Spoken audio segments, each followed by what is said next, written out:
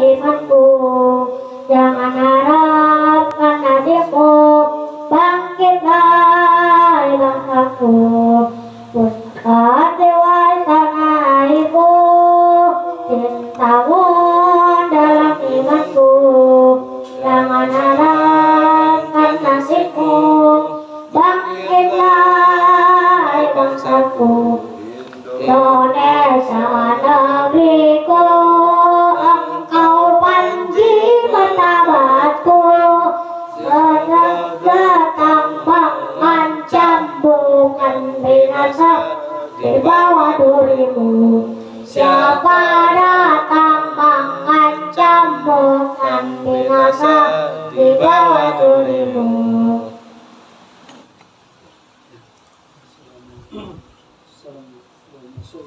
Allahumma sholli wa sallim wa barik.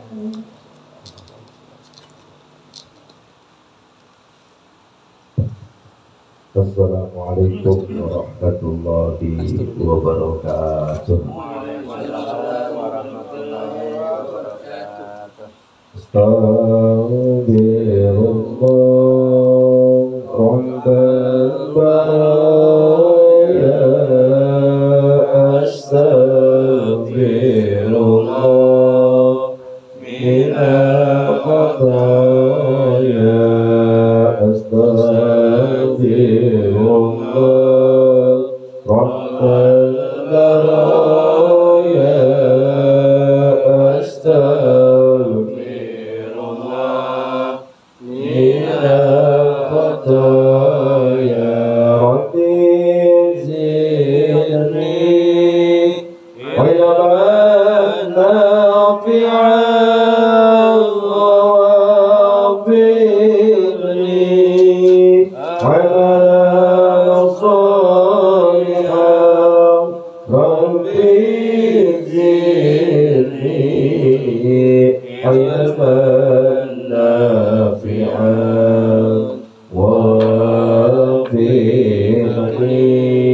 amalan shalihan. Amalan shalihan. Astagfirullah rabbal baraya. Astagfirullah minal khataya. Rasulullah salamun alaik ya Rabi'a sya'ni wa darani. Al-fatayati ratal alamin.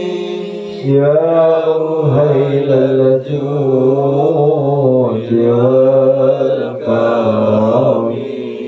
Ya uhailal judi wal karami. Alhamdulillah. Alhamdulillahilladzi ja'ala al-wujuda bi'ijadi hadratin nabiyina akrami khalqi wa safwatil alamin. Allahumma salli wa sallim wa barik ala sayyidina Muhammad. Adada umli ar-raqiq wal al-mustaqiq.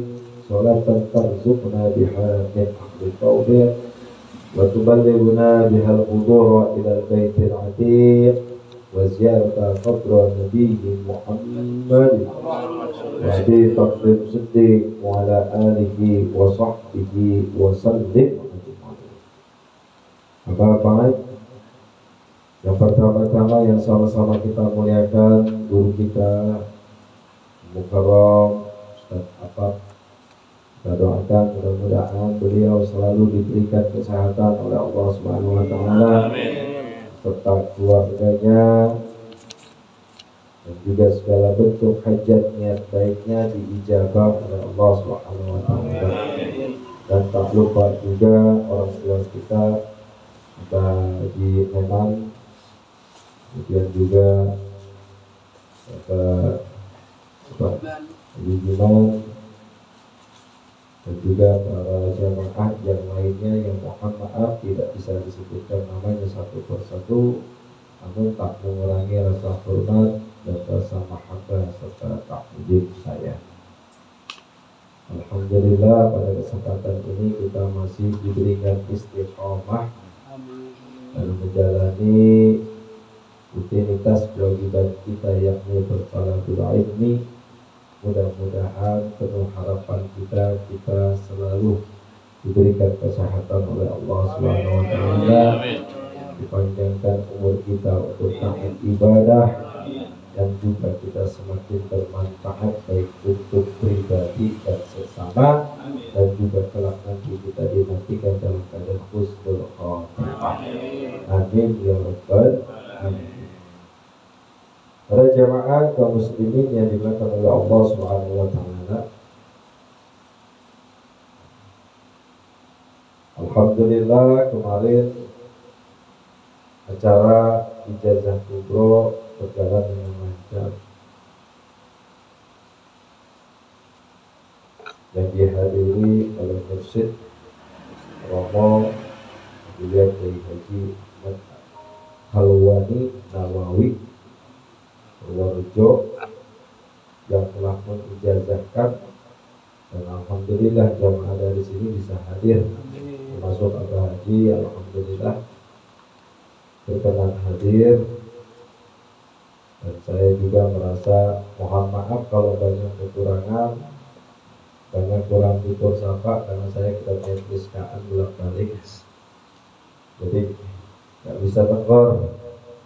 Karena alhamdulillah jamaahnya sampai 1000 jamaah yang hadir, itu di luar dari sangkaan kita, Masya Allah. Dan semua juga berjalan dengan lancar. Begitu luar biasa kalau kita lihat wajahnya mursyid ya, mancar bagaikan rembulan. Jadi kalau orang-orang alim, orang-orang mursyid itu memang kelihatan dari wajahnya beda. Jadi kalau kita lihat wajahnya saja kita nggak berani, enak dipandang. Ya, kalau yang ngomong mah makanya kusut. Tapi kalau beliau Masya Allah, karena itu beliau sudah mendapatkan mutmainnah, ketenangan zahir dan batin. Mudah-mudahan kita bisa bertabarukkan kepada beliau. Mudah-mudahan kita bisa mengamalkan apa yang diijazahkan oleh beliau. Ya, salah satunya ijazah kemarin ini manaqib Nurul Burhan. Ya, manaqib Nurul Burhan. Hadirannya wah sangat luar biasa. Ya. Kemudian ada juga buku pedoman Thariqah Qadiriyah. Kalau ini ada zikir buat harian, tetap dijelaskan ya sama beliau ya. Nah, itu nanti ditandain. Jadi ada amalia harian, kalau dibaca paling cuma 15 menit, nggak banyak kalau dibaca ini. Nah, ini dibaca setiap ketika pada sholat waktu, terutama ketika setelah subuh maupun pada maghrib, atau setiap sholat. Itu juga luar biasa. Minimal yang nggak bisa sehari baca ya sekali, dibaca sekali. Yang di halaman 4 ini. Ya. Ini salah satu amaliyah harian wirid Thariqah Qadiriyah dan Aksaradiyah. Kalau kita bicara tentang kemursidan beliau, nggak usah diragukan, karena Masya Allah keilmuannya juga bisa kita lihat ya kemarin hasil tausiahnya beliau itu yang sangat luar biasa. Yang mudah-mudahan ya, setelah ijazah itu akan ada perbedaan diri ya, setelah diijazahkan. Nah, kemudian ada juga Fuyudot. Kitab Fuyudot itu kitab karya dari orang tuanya beliau. Nah, itu namanya kitab Fuyudot. Buyurun. Nah, itu bisa dibaca juga, bisa setiap hari atau juga seminggu sekali, ya silakan. Nah, kemudian kitab Manaqib Nurul Burhan.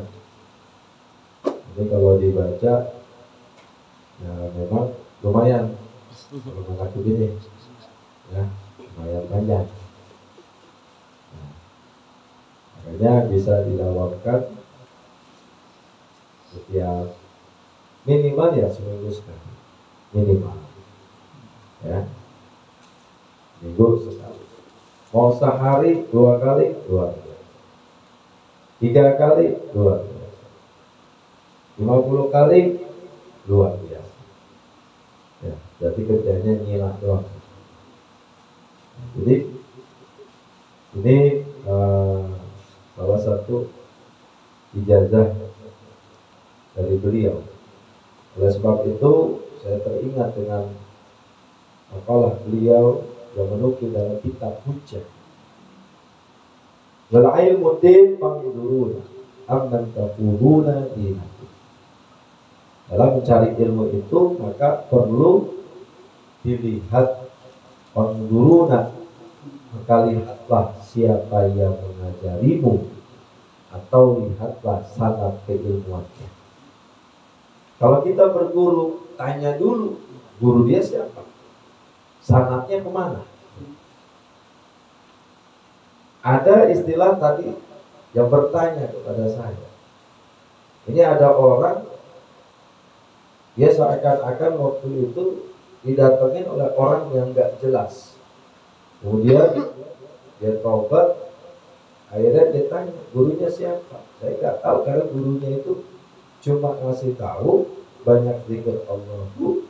Setelah itu saya gak ketemu lagi, orang itu hilang. Nah, saya bilang, yang namanya kita, jangankan kita, Sultanul Aulia Syekh Abdul Qadir Jailani yang sudah benar-benar diberikan Futuhul Arifin bahkan laduni, masih berguru, masih mencari guru. Bahkan ketika beliau halwat di Sungai Sahara bertemu sama Nabi Khidir alaihi salam, di situ pun beliau juga masih berguru. Itu sekelas Syekh Abdul Qadir. Dan gurunya di Manaqib di sini dijelaskan sanad-sanad gurunya Sultanul Aulia Syekh Abdul Qadir Jailani. Bahkan kalau kita lihat, diambil dalam kisahnya, ada kisahnya ketika Rasulullah naik buruk, nanya sama Jibril, bagaimana caraku untuk naik buruk? Jibril mengatakan, kau tunggangi pundak anak kecil itu. Ternyata pundak anak kecil itu adalah Syekh Abdul Qadir Jailani. Masya Allah. Coba kalau naik pundak saya, naik kucing dan gunung, itu udah luar biasa. Kemudian siapa lagi? Nabi Musa. Kurang apa hebatnya Nabi Musa? Tengkorak saja bisa ditanya. Kalau kita baca kisah Nabi Musa, tapi Nabi Musa disuruh berguru lagi. Siapa gurunya? Nabi Khidir alaihi salam. Disuruh nemuin gurunya, Masya Allah, jauhnya luar biasa, sampai melewati lautan dan juga gunung. Baru ketemu Nabi Khidir. Nah, artinya apa? Bahwasanya orang gak bisa kalau dia mengaji tanpa guru. Kalau ngajinya tanpa guru dan gurunya tidak ada sanadnya, maka itu sesat alias karena ngajinya nggak punya sanad. Dalam Quran juga kudu punya sanad, betul nggak? Jajarnya juga harus punya. Semua. Jangankan kita, Rasulullah saja punya guru. Gurunya Rasulullah malaikat Jibril. Nah, ini sekilas ya apa yang disampaikan oleh beliau. Baik, kita lanjutkan. Bismillahirrahmanirrahim. Bismillahirrahmanirrahim. Raditu billahi rabban Raditu billahi wa bil rabban islami dina wa bil islami wa bi dinan Muhammadin nabiyya wa rasula. wa bi Muhammadin nabiyyan Rabbi wa zidni rasulan. ilman Rabbi zidni warzuqni ilman fahman warzuqni bi fahman rahmatika bi rahmatika ya arhamar ya rahimin. arhamar rahimin. Sebelum nanti kita bahas tentang kitab Al-Muqtadafat nanti selesai. Nah, kenapa ada ayam pekakak? Ya, kalau saya mintanya otak, cuma rada ribet. Ada ayam pekakak, ada susu, ada ketan hitam. Nah, ini salah satu kalau beliau bilang itu ketika menakib kita punya hajat, ya, disiapinya ini. Mau punya hajat mau enggak. Salah satu kesukaan makanan yang disukai oleh Sultan Aulia adalah susu putih sama ayam kakak, kalau bisa ayam jago. Nah, begitu juga sama ketan hitam sama kacang apa peyek yang bentuknya kacang hitam. Le hitam. Nah, itu sebenarnya itu hanya sebuah pelengkap. Yang paling disukai oleh Sultan Aulia itu adalah, ya, salah satunya adalah susu putih. Makanya kalau ada orang ngadain acara, dia nyiapin kopi hitam, ada susu putih, kemudian dia baca manakib, itu maksudnya. Ya, salah satu bentuk tabarukan. Jadi namanya tabarukan. Nah, sebab itu bagi setiap majelis manakib, ya, diusahakan bisa seperti itu. Nah, karena berhubung kemarin sudah dapat ijazah, makanya ini salah satu bentuk rasa syukur kita. Alhamdulillah kita bisa dapat ijazah dengan sangat keilmuan yang sampai nyambung kepada Rasulullah. Alhamdulillah wasilah berkahnya kemarin acara juga dapat satu sapi dari Kapolda Metro Jaya, baru datang sapi itu. Alhamdulillah itu berkahnya dari acara kemarin, ya. Nah, ini mungkin hanya sebagai bentuk informasi saja. Nah, makanya nanti setelah ngajak Al-Muqtadafat, ya, saya berharap saudara baca minimal mukadimahnya dari manakib yang An-Nurul Duha. Bismillahirrahmanirrahim. Kita akan bahas tentang bab selanjutnya. Waktu itu pernah dibahas tentang bab tawasul, ya. Udah ya, tawasul, ya. Waktu itu tawasul sudah. Kemarin tentang zikir. Selanjutnya al-a'mal wal adhkar. Salah satu bentuk perbuatan berzikir wal ad'iyah dan juga doa, ya, untuk siapa? Untuk orang-orang yang sudah dalam keadaan meninggal dunia. Ya. Ini akan kita bahas. La hadratin Nabi Mustafa sallallahu alaihi wasallam isfa' lana bi syafaati Rasulillah bi syari' asharil Fatihah. A'udzu billahi minasy syaithanir rajim. Bismillahirrahmanirrahim.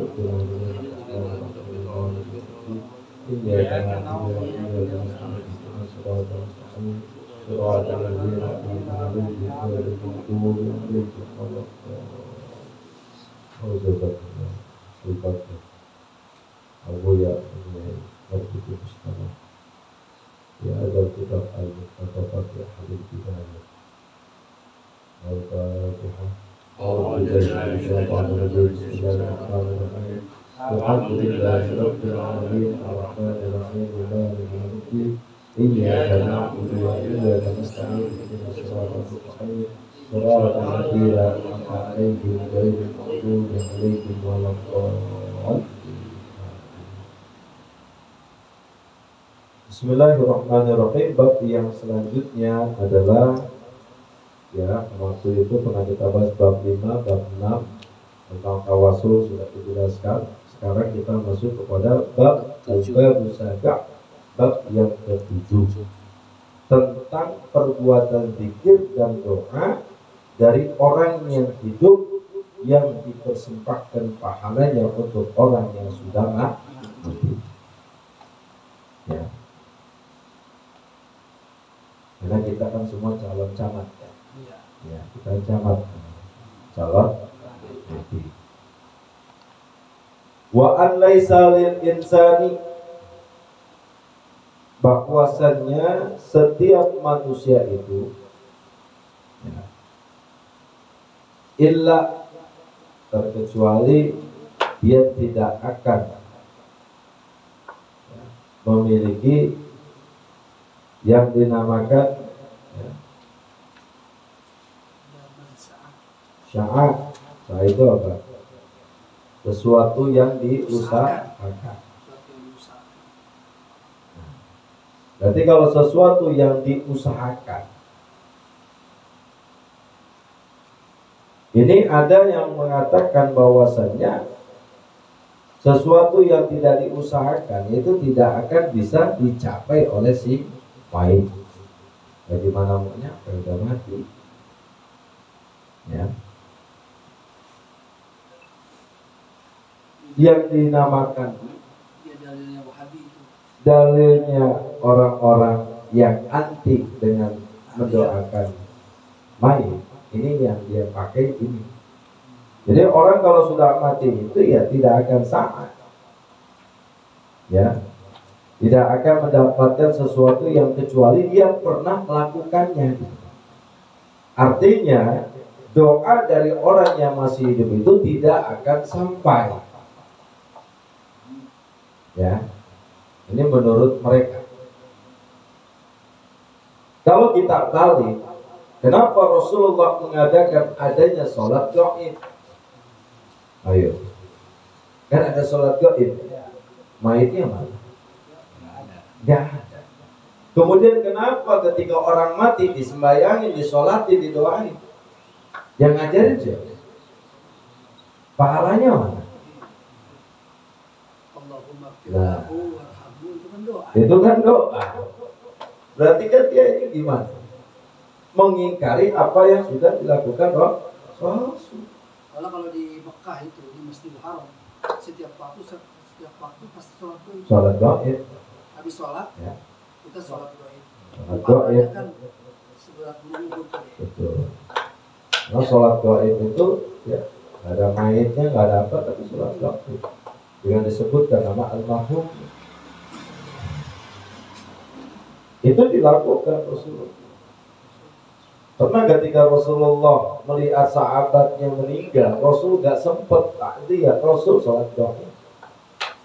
Nah, ini kan menjelaskan bahwa doa itu pasti sampai kepada mayit. Ya, pasti sampai. Ditambahkan lagi, kenapa ketika kita mau masuk ke kuburan suruh ngucapin kalimat salam? Betul? Apa ucapan? Assalamu alaikum ya ahlan ya ahlal kubur. Keselamatan bagimu wahai penghuni kubur. Doa bukan? Doa. Makanya dibedakan salamnya orang hidup sama orang mati. Antum salam sama orang yang hidup, jangan dibalik. Waktu Pak RT, Pak RT masih hidup nanya, Assalamualaikum ya ahlal kubur. Lah parah tuh Pak RT. Apa kata RT? Biasa, kamu udah mati. Itu doa. Kenapa Rasul ngajarin? Karena kenapa? Kata Rasul, si mayit pasti dengar. Si mayit itu pasti dengar. Dan pahalanya pun akan sama. Nah, ya. Kalau saya logikakan, jangankan Quran, jangankan doa, handphone saja. Handphone kita di sini, nelpon saudara kita yang lagi pergi haji, nyampe kan? Kenapa nyampe? Ada sinyal. Ada pun ya sinyal, ada pulsa kagak ya berburu. Pasti sama. Buatan manusia saja sampai, apalagi ya, Teknologi Allah ya. apalagi teknologi.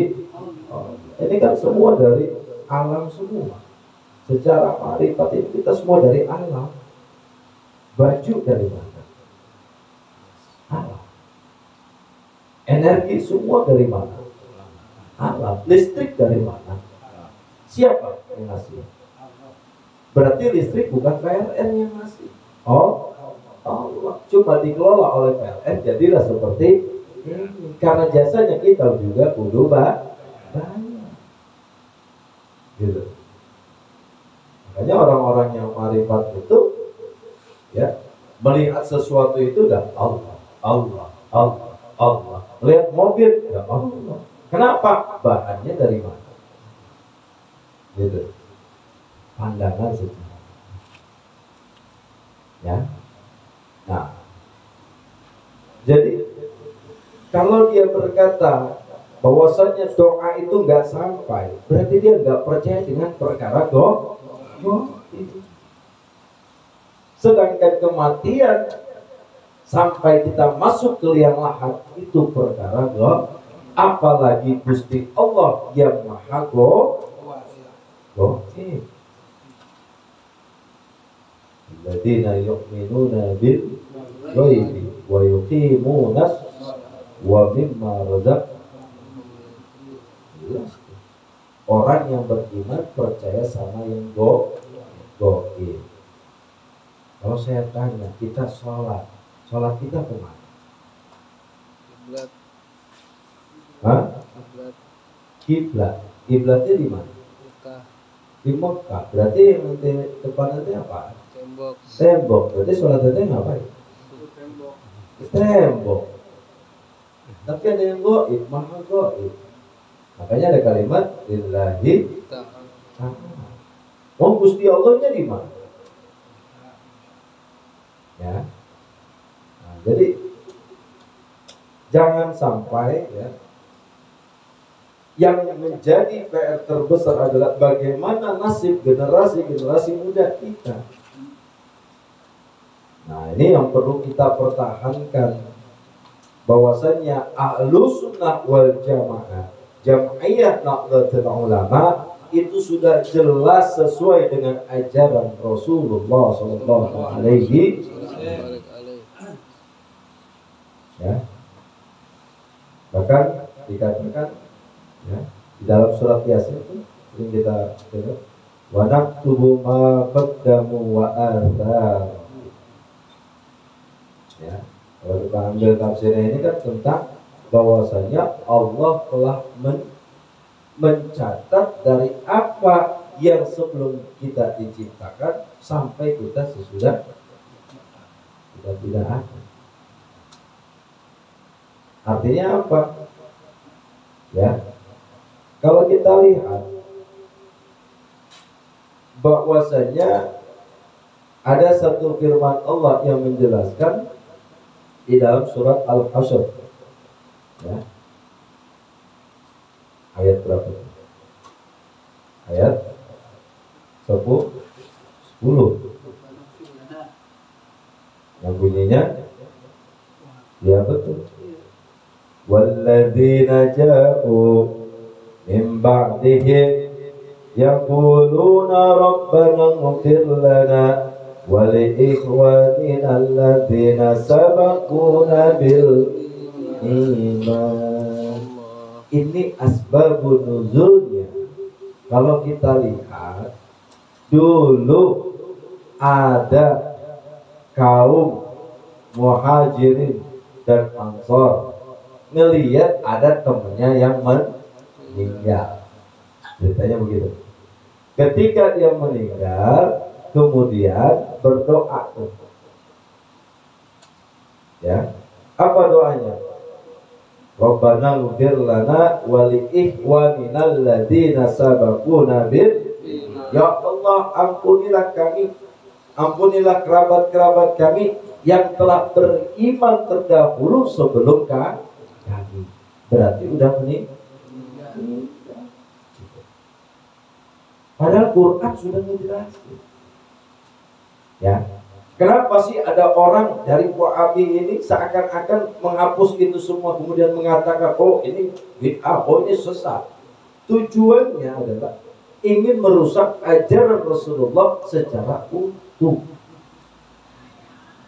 Maulid dibilang bid'ah, disalahkan, padahal kita nggak pernah sering nyalahin.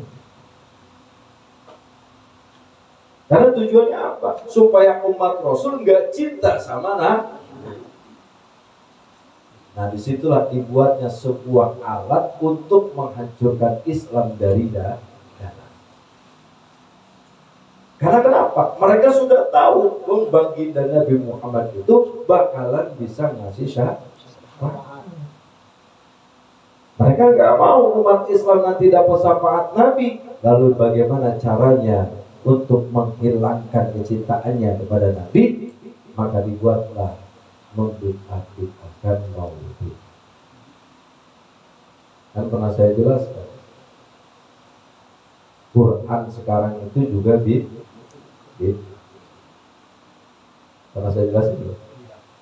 Udah belum? Belum kayaknya. Quran itu turun kepada Rasulullah, apakah sudah berbentuk kirtos? Belum. Melalui lisannya malaikat Jibril. Sampai Rasul mengatakan ma'ana biqari. Bukan berarti Rasulullah itu nggak bisa baca. Rasulullah secara kemanusiaannya, manusia itu intinya nggak bisa baca. Tapi Muhammadun nakal basyar, Muhammadun basyarun, ya. Kemudian laisa kal basyari. Nabi Muhammad itu memang manusia, tapi bukan manusia biasa. Makanya Rasul bisa baca. Maksudnya apa? Manusia itu awalnya nggak bisa baca. Karena Rasulullah ini bukan manusia sembarangan, maka Rasul bisa. Rasul udah bilang, maaf Nabi Qori, aku nggak bisa baca. Jibril udah tahu, Rasulullah, ente itu bukan makhluk biasa. Maaf Nabi Qori, pasti bisa, bener bisa. Begitu. Rasul beda sama saya. Kalau gitu, ikro Ustaz, ikro. Ya kan bilang, mana Bikor? Terus sampai mungkin dia bilang, goblok apa sih ini? Begitu. Rasulullah.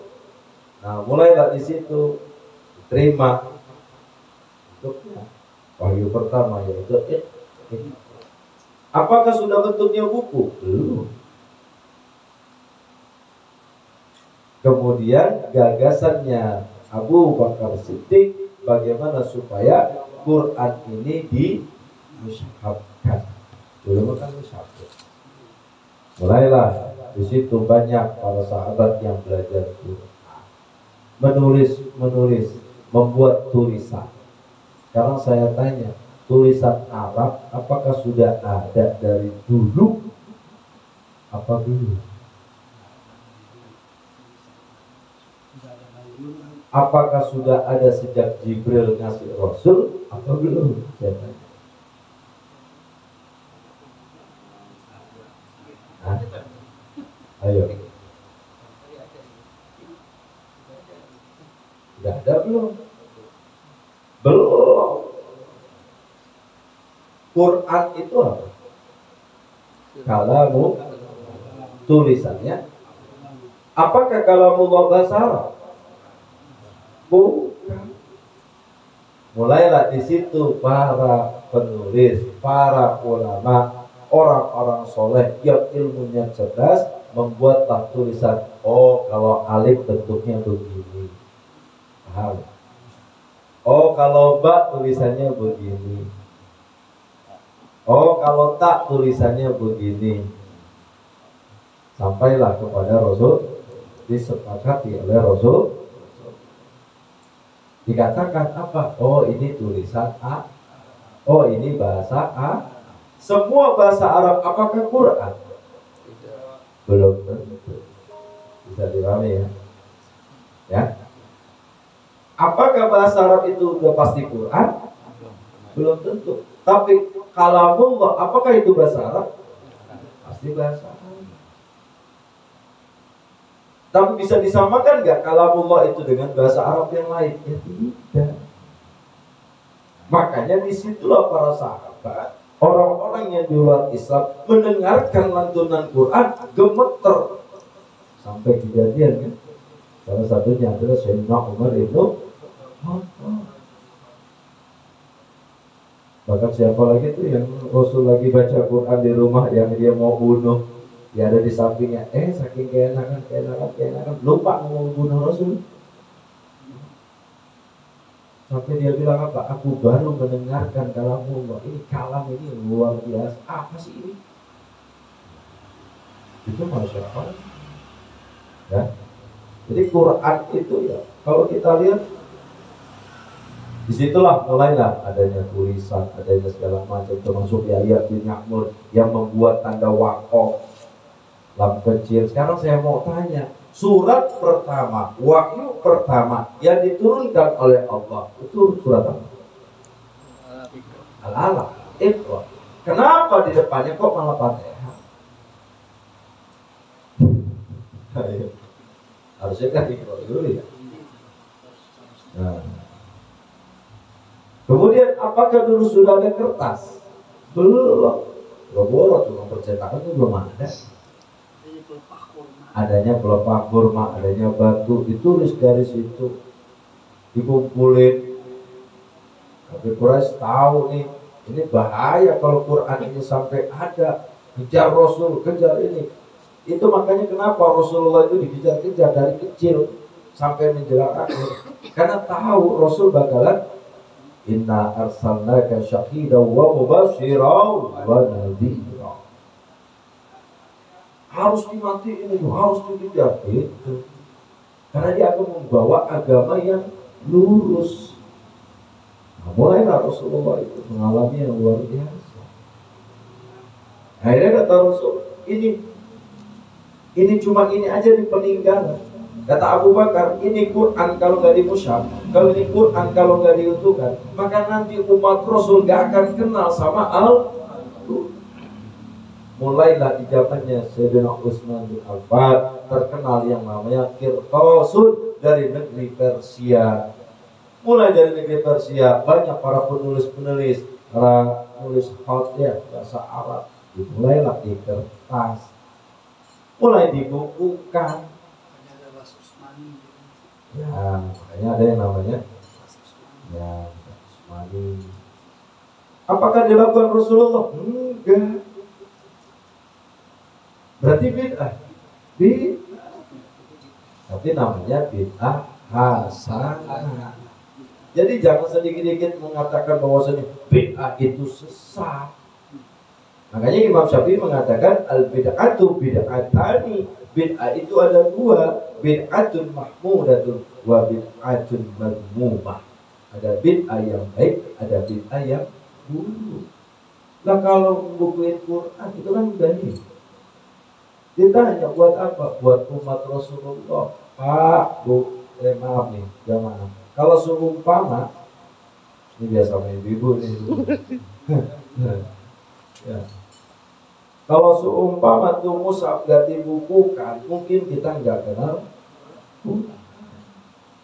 Berarti kalau ada yang mengatakan dikit-dikit bid'ah, dikit-dikit sesat, gak usah pakai Quran, sono pakai dari pelepah kurma mau batu, begitu.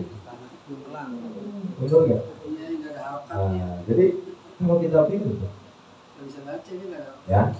Nah, ini sedikit tentang sejarah Quran. Lalu bagaimana sejarahnya tentang doa? Ini sudah dikatakan dalam Quran. Bismillahirrahmanirrahim. Walladzina ja'u min ba'dihim yaquluna Rabbana ighfir lana wa li ikhwanina alladzina sabaquna bil iman. Tidak ada dalam Quran. Bahkan ya dikatakan lagi Nabi Ibrahim dalam Quran juga ada pernah mendoakan ya sejarahnya Nabi Ibrahim yang akhirnya kata Allah nggak bisa begitu Nabi Ibrahim, walaupun lu ayahmu dan kau nabi, kalau ayahmu nggak ngakuin aku ya tetap di neraka gitu.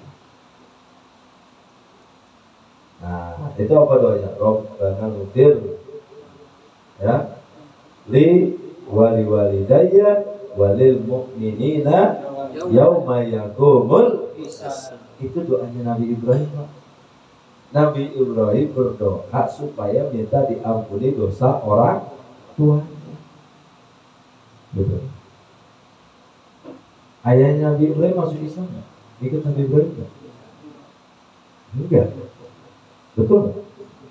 Akhirnya Allah bilang, wahai para nabi, kalau seumpama ada dari keluargamu tidak mengakui aku, ya tetap. Ya. Kalau Allah melihat, oh ini kok sayang, emang apa? Bapaknya nabi, udah dari surga aja. Berarti Allah nggak ada loh. Ya. Ini terjadi doa yang dilakukan oleh Nabi Ibrahim ketika orang tuanya meninggal dunia. Ada doa yang diajarkan Rasul, Allahumma ighfir lahu warhamhu wa'afihi wa'fu anhu, Allahumma la tahrimna ajrahu wa la taqsina ba'dahu waghfir lana. Ya. Bahkan ada satu riwayat Mu'adzib bin Yashar radhiyallahu anhu yang dikatakan man qara'a Yasin, barang siapa yang telah membaca surat Yasin, ya, ketika dia membaca Yasin maka ghufira lahu, Allah akan mengampuni ma taqaddama min dhanbi fa aqrahu inda mautahu. Barang siapa yang baca Yasin maka Allah akan mengampuni dosa-dosa orang yang sedang meninggal atau orang yang meninggal dunia. Ketika dia membaca Yasin, inda mautakum, di sampingnya orang yang mati. Nah, makanya tradisi ini yang ada di kita. Kalau ada orang meninggal dunia, buka Yasin. Ternyata memang dalilnya ada. Siapa yang menjelaskan? Ini sahabat Rasul, bahwasanya Rasulullah bersabda, ketika kau melihat ada mayit yang mati, bacakanlah dia Yasin di sampingnya. Paham ya? Jadi nggak main-main. Itu loh. Nah, ini diambil dalam riwayat Abu Daud, Nasai, dan Sahih, salah satunya Al-Imam Ibnu Hibban, ada juga di dalam kitab Bulughul Maram, ya, halaman 559 dan juga halaman 107. Kemudian dari Ummu Salamah radhiyallahu anha qalat, ya, telah berkata, Daqala Rasulullah sallallahu alaihi wasallam, telah masuk Rasulullah sallallahu alaihi wasallam ala Abi Salamah. Jadi Rasulullah masuk ke rumah Abi Salamah atau Abu Salamah. Kemudian melihat waqad saqqa basarahu, ngelihat itu matanya Abu Salamah lagi melotot. Waktu Abu Salamah meninggal, Rasul masuk ke rumahnya, ngelihat matanya Abu Salamah itu Makanya Pak, maaf, orang ketika sakaratul maut itu yang paling berasa mata. Karena ketika ditarik, ini mata kan itu. Ada yang matanya begini, ada yang mata begitu. Bahkan pernah sampai kejadian, saya punya dulu ya, ada orang yang meninggal dunia tetangga saya, matanya melotot. Bingung nih keluarganya, udah diapain tahu, kagak mau merem-merem. Manggillah saya. Ketika saya panggil, saya lihat, Masya Allah, matanya melotot, mulut mangap. Kan gitu. Kira-kira kita jangan sampai begitu ya. Akhirnya, saya bilang, saya pegang matanya, saya baca Bismillahi Allahu Akbar la haula wala quwwata illa billahil aliyyil azim. Dari sini turun, alhamdulillah masih melek. Kita pegang sekali masih melek juga. 2 kali melek juga. Pas 3 kali kita bilang, lu jangan malu-maluin gua gini-gini ustadz ini. Jangan apa kan jangan ngomong ustadz soalnya kau berat gitu. Kita baca di sini, wahai mayit, merem atas izin Allah, wahai mayit atas izin Allah. Baca semuanya, mayit merem enggak? Itu dalam hati Pak. Sambil kita baca Bismillahi Allahu Akbar, wala haula wala quwwata illa billahil aliyyil azim. Merem. Ya kan? Akhirnya tuh keluarga, alhamdulillah gitu. Akhirnya saya kagak malu. Doa saya dikabul gitu. Kalau udah maksain gitu. Nah, jadi ini hanya sebuah kisah. Artinya Abu Salamah ketika meninggal matanya itu Rasul ngelihat. Apa sakka basarahu. Ya, fa'abu ya, madahu. Kemudian Rasul mengecap. Artinya mengecap itu begini nama Rasul. Ya. Tsumma qala, kemudian Rasulullah SAW berkata, Inna ruha idza qubida. Sesungguhnya ruh itu kalau dicabut, tapi akul basar, mata itu ngikutin. Ini Rasul yang ngomong Pak. Jadi kalau kita dicabut nyawa kita, itu mata kita pasti ngikutin. Ya, makanya kita minta ya Allah, cabut nyawaku dalam keadaan baik, mudahkanlah ketika aku sakaratul. Allahumma hawwin ilaina fi sakaratil surabba. Ada sakaratul maut. Ya. Ada yang bilang, ya itu Rasul aja ada sakaratul maut masih merasa sakit. Ya bilang Rasulullah itu sebenarnya nggak ngerasain sakit. Kok bisa ngerasain sakit? Karena saking sakitnya sakaratul maut, Rasul nggak mau umatnya nanggung sakitnya semua, sehingga Rasul menanggung separuh sakitnya sakaratul maut dari umatnya. Masya Allah, luar biasa. Jadi sakit yang dirasakan Rasulullah itu bukan seakan-akan Rasulullah yang sakit, karena dosa-dosa dari umat. Nah, kemudian ketika tapi akhl basar, ya, pada janazah min akhlihi.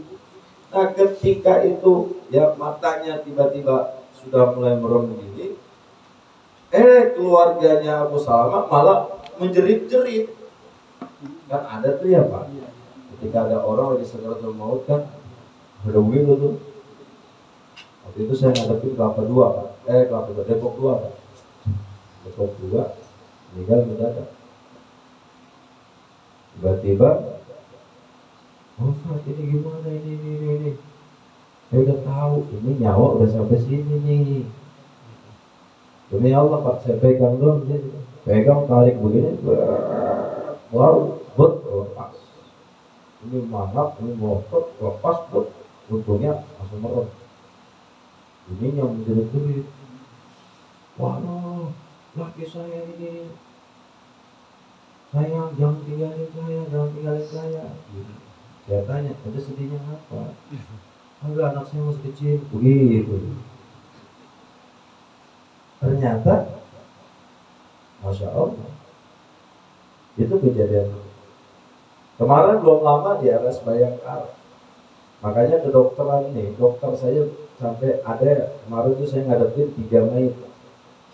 3 mayit yang sakaratul mautnya susah. Bahkan sudah hampir seminggu itu udah dokter bingung mau diapain. Ada dokter ngomong, ini kenapa? Padahal udah pakai alat semua, Pak. Tapi anehnya, ini kaki masih bisa nendang, masih ngamuk. Anaknya megangin, masih begini. Sampai nih kaki diikat supaya kagak ngamuk. Tanya-tanya, oh memang dulunya dia tukang ngobatin, punya amalan. Oh ternyata, maaf ya, ada yang ngeganjal di sini. Ya, ada yang ngeganjal.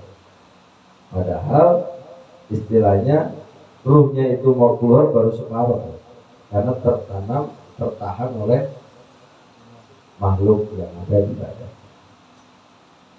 Akhirnya saya bilang selesai, pegang dari sininya, insya Allah nanti malam meninggal. Benar-benar. Makanya kalau kita punya amalan-amalan yang nggak baik, mendingan buang. Apalagi punya amalan yang dari benda atau dari apa, takutnya nanti larinya ke badan. Ya. Nah. Kemudian dilihat ternyata keluarganya Abu Salamah menjerit karena merasa sedih. Dan ahlihi faqala, kemudian ya, maka Rasulullah SAW bersabda, la tad'u ala anfusikum. Ya. La tad'u ala anfusikum, janganlah kamu berdoa ya kepada dirimu itu illa bi khair, kecuali dengan yang baik. Makanya disitulah dalilnya ketika ada orang meninggal dunia, janganlah kamu menjerit-jerit, apalagi sampai meronta-ronta. Justru apa kata Rasul? Illa bi khair, kecuali dengan kalimat yang baik. Fa innal malaikata, maka sungguhnya malaikat itu yu'aminuna, mengamini ala, atas segala ma taquluna tsumma qala, mengamini terhadap apa yang kamu ucapkan. Ya. Makanya disuruhnya kita ketika ada orang lagi meninggal begitu, jangan meronta-ronta berlebihan. Sedih ya sedih, tapi jangan sampai berlebihan. Karena ucapan-ucapan yang buruk itu akan diamini oleh malaikat, maka diperintahkannya untuk berdoa. Tsumma qala, kemudian berkata Rasulullah SAW, Rasul ngedoain, Allahumma ghfir li Abi Salamah, ya Allah ampuni untuk Abu Salamah, warfa' darajatahu, dan angkat derajatnya bil mahdiyin, terhadap masuk kepada golongan orang-orang yang mendapatkan hidayah. Ini adalah doa Rasul yang dilakukan sebelum mayit disolatin. Kan ada nih kayak mayit diletak ini, ada nih aliran nih, usah di sini, usah doain, lu biarin aja, siapa tuh mayit Pak? Ada nggak? Ada, banyak. Jadi tuh mayit udah kayak bangke, digeletakin doang. Padahal buktinya mana? Ini dalil nih hadis Rasulullah bahwasannya mendoakan selagi mayit belum disolatin itu ada dalilnya, bahkan dilakukan oleh Rasulullah. Jadi kalau ada yang mengatakan tuh mayit didoain, jangan, nggak usah, biarin aja begitu. Berarti dia sama saja mengingkari ajaran Rasul. Ngikutin siapa begitu? Makanya kalau ada yang bilang Gak usah doain Ustaz, gak usah tahlirin, mengapa kalau nyampe? Ya udah kalau gitu, gue sumpahin deh ya. Jangan. Lu tuh gimana sih? Doain kagak mau, sumpahin tuh baru. Katanya gak nyampe. Kesalahan saya. Coba. Rasulullah saja melakukan ini. Gitu. Nah, ya. Kemudian wakhluqhu fi i'tibihi bil ghaib. Kemudian ya di situ Rasul mendoakan, ya Allah gantikanlah dengan kebaikan terutama untuk keluarga-keluarganya agar diberikan kesabaran. Ini doa Rasulullah kepada Abu Salamah sebelum Abu Salamah disolatkan.